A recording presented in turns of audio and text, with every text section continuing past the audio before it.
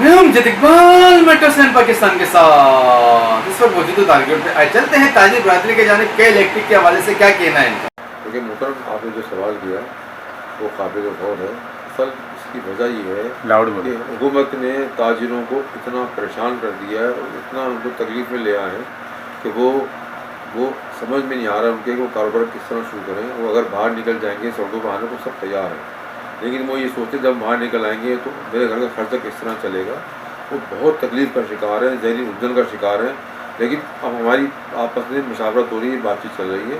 ہمارے کراچی کی جتنی تمام تاجری تنظیمیں ہیں سب اس بارے میں غور کر رہی ہیں، فکر شروع کر دیا ہے کہ طریقہ کار اختیار کر کے ہم کے ESC کے تمام بل جو ہے نا وہ 3 مہینے کے لیے بند کر دیں گے. کوئی بھی مل کے ان کو ادائیگی نہیں کرے گا. اس کے علاوہ ایک اور ٹیکنیکل سوال یہ پیدا ہوتا ہے کہ جو فیول ایڈجسٹمنٹ چارجز لے رہے ہیں KESC، ان کے پاس کراچی کے حق کی وجہ سے 7 میگا واٹ لائٹ باپٹا سے بنی بنائی آتی ہے. جب آپ بجلی بنی بنائی باپٹا سے خریدتے ہیں تو اس میں فیول ایڈجسٹمنٹ چارجز کہاں سے آتا ہے؟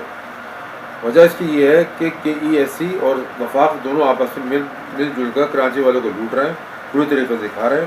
اور کراچی میں جتنی بجلی مہنگی ہے پورے پاکستان میں کہیں نہیں ہے. اور دیکھیں یہ کہتے ہیں ایک نیا ٹیکس لگایا، اس کا نام ہے یونیفارم ٹیکس.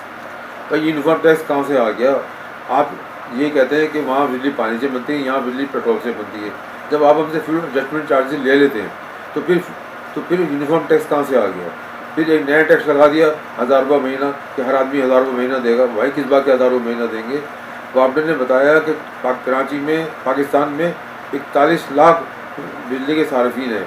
اگر ان سے تمام کا رقم لگائی جائے تو ایک سال میں تقریباً 452 ارب روپے بن جائیں گے، جو یہ KCM سے ضرورت سے وصول کر لے گی. تو خدا کے واسطے میں تاجروں سے بھی اپیل کرتا ہوں، حکومت سے اپیل کرتا ہوں، کراچی کو تباہ ہونے سے بچائے.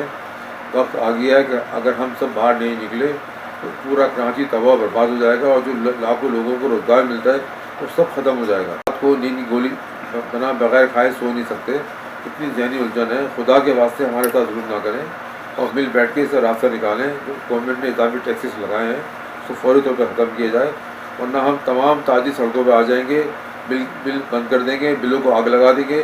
انشاءاللہ یہ ہونے جا رہا ہے اور یہ ہوگا.